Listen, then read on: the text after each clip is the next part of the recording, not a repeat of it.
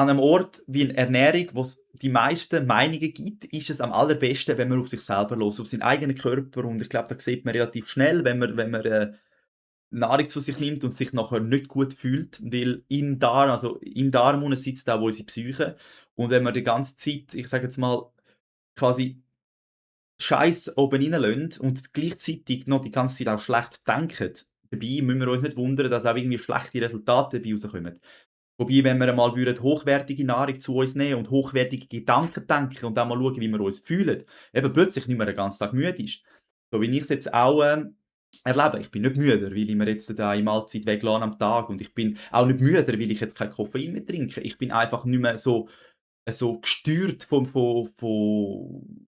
Autopilot, von meinen Impuls, von meinem Instinkt, von meinem keine Ahnung, wenn ich sagen, von der Gier, sondern ich kann jetzt wirklich bewusster mitreden. Und das ist halt schon, wenn man merkt, wie viel Mitspracherecht man eigentlich hat, oder? Aber man hat halt das Gefühl, so wenn das erste Mal irgendwie so 'n Heisshunger kommt oder das Gefühl kommt, man will etwas essen, dass man da nicht nein sagen kann.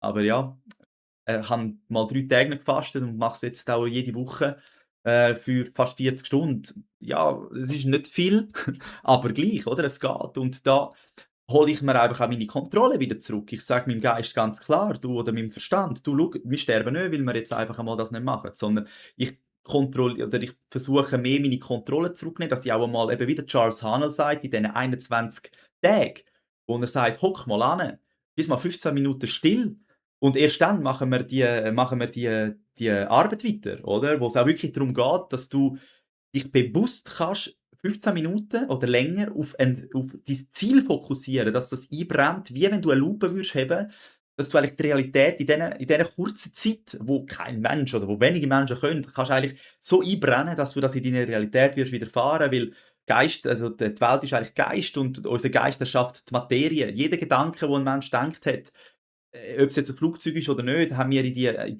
die materische Welt gebracht. Aber siehst du, es war ein geistiger Gedanke gewesen.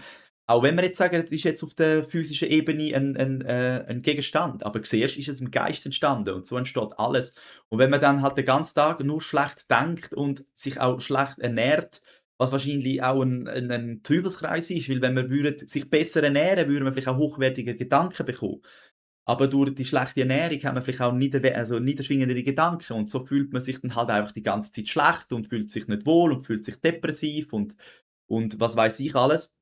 Genau, und so bin ich da jetzt das an meinem eigenen Leib am Erfahren, oder? Ich meine, du kannst alles lesen, du kannst alles verstehen, aber wenn du Sachen nicht ausprobierst, dann wirst es wird in deinem Bewusstsein nicht verankert. Du wirst in deinem Leben nichts ändern, wenn du nur Theorien abrackerst. Nur wenn du anfängst, die Theorien umzusetzen und du ein Resultat siehst, und zwar ein befriedigendes Resultat, dann wirst du dranbleiben. Und solange du dich halt, ja, weiterhin belügst, indem dass du sagst, ja, es tut mir gut oder ich brauche das, dann wirst du weiterhin halt einfach auch gar nicht an einen anderen Punkt kommen in deinem Leben. Du wirst dich weiterhin in den gleichen Emotionen wiederfinden, wenn du gleich denkst. Du wirst dich wieder gleich schlecht fühlen, wenn du die gleiche Nahrung zu dir nimmst.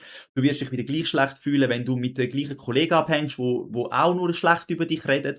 Das heisst, wir haben so viel Mitspracherecht in unserer Welt, oder in unserem eigenen Leben, aber wir fühlen uns lieber als Opfer, anstatt wirklich einmal die Zügel selber in die Hand zu nehmen, weil wir können wirklich das Schiff, wo wir fahren, steuern. Wir haben die Möglichkeit und ich sage, wir sind in der heutigen Zeit extrem abgelenkt und wir können viele am Anfang vielleicht gar nicht dafür, oder? Wir leben in einer Gesellschaft hinein, wo das Handy schon mit 8 in die Hand drückt, dass dein Belohnungssystem schon ab 8, keine Ahnung, gar nicht weiss, was eigentlich Freude ist, weil er sich zu Tod freudet mit dem Scrollen. Und was weiß ich, mit all dem Game und mit all dieser Nahrung oder mit all dieser zuckerhaltigen Nahrung. Und aber irgendwann muss man halt einfach sehen: „Okay, ich tue mir vielleicht wirklich nicht gut“ und auch merken, ich habe es in der Hand. Und dann kann man anfangen, Sachen ändern in seinem Leben und merkt: „Hey, es geht mir besser, wenn ich etwas weglasse. Es geht mir besser, wenn ich das mache. Es geht mir besser, wenn ich anders denke“, oder? Und, das Schöne ist, auch wenn wir uns auch wenn wir irgendwie bis zu einem gewissen Punkt, wo man noch nicht selber kann es mitdenken oder wir können es immer, aber noch nicht bewusst merkt, dass man die Möglichkeit hat zum Mitdenken. Bis dahin ist man halt einfach gemacht worden. Ob jetzt von den Eltern, von den Beziehungen, vom Fernsehen, was weiß ich, oder? Wir haben ein Bild, wie wir leben und das zieht halt auch einfach die ganze ja, die ganzen Umstände ins Leben. Aber ab dem Moment, wo man merkt, wir haben Mitspracherecht, ab dem Moment werden wir auch, ja, vielleicht das eine oder andere mal testen, zum schauen, dass uns einfach dass wir in 'ne Richtung kommen, wo's uns besser geht.